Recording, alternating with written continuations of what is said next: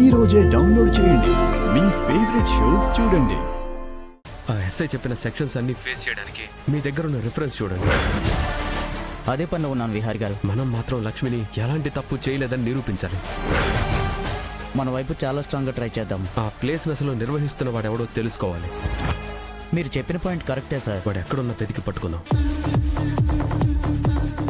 అది ఇంట్లోకి రాకూడదు అంటే దాని మీద కేసు నిరూపణ అవ్వాలి. రెడ్ హ్యాండెడ్గా దొరికింది కదా పిన్ని.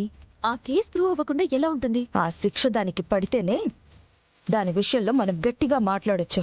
ఆ కేసులో అది తప్పించుకోలేదు.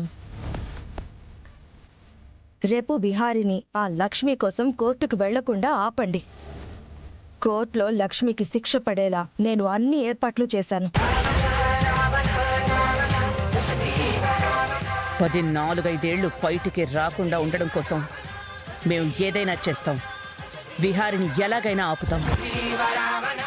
నువ్వు ఆ పనిలో ఉండవే. విహారి సంగతి నేను చూసుకుంటాను.